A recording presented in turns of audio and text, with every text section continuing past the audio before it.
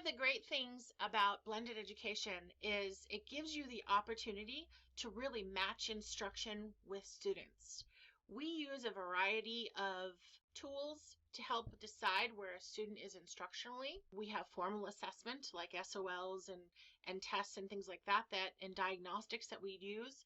But I also spend a lot of time trying to make sure that those things are accurate by looking at informal things.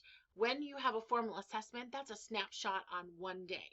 And sometimes kids are not really motivated to do well on a formal assessment. That isn't going to count for anything other than a state score. So I look to make sure that the things that the kids are doing informally matches with what that formal assessment says. There is a huge drive in the 8th grade in the state that I live in because that is when our kids are tested on their writing test. So one of the main focus for me is writing.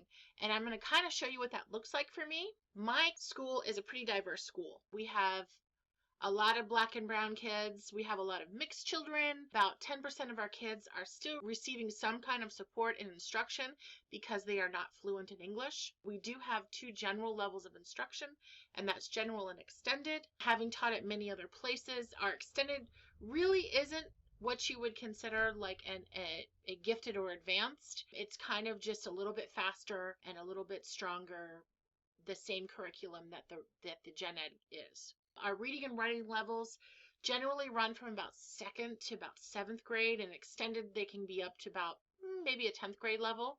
I generally give instruction about a 6th grade level. That way everybody kind of gets in there and gets things done. What does it look like? When I give a lot of my writing online, I spend a lot of my time one-on-one with the kids looking at their writing. They do the work outside of class, or they do the work asynchronously now in this online environment, and then we come back together and we talk about it and we hash it out and we make it better. For example, the first day I asked them, what did you do this summer? Okay, and I wanted everybody to be successful, so everybody got 100% if they turned something in, whether it was one sentence, multiple sentences, or whatever. And these are some of my responses. I literally just went down through and took a look at them. I will take this information and I will see where are the common things. If you look at it, you can see the I's are not capitalized. Okay, so that's one of the first things that I generally do anyways, is work on some capitalization. This, believe it or not, is a 3rd grade skill, but it's something that the kids need to be reminded of and practiced, especially if you're working with kids that are not native English speakers. You will find that subject-verb agreement and capitalization are 2 things that they kind of struggle with a little bit more. Here is something a little bit more recent that a student has turned in. This is kind of one of their paragraphs. You'll notice that there's no paragraphs in it. You'll notice that the grammar is really shaky. So this was after several days of instruction.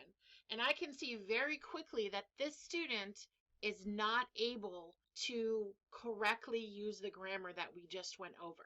So I can see right away what they need instruction with.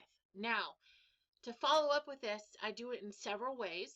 A lot of times I will conference with the kids, and if it's just something minor, I'll kind of ask them, do you see something here that needs to be fixed? And if it's something that they can tell me that they fixed right away, then I know that I don't really need to reteach it. They just made a mistake.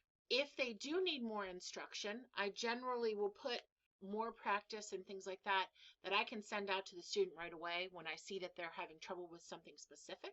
And then if that doesn't work, we can get one-on-one and we can work on this together. Here is another student who isn't 100%, but you can see that they understood the concepts a little bit more and they're ready to move on to the next skill.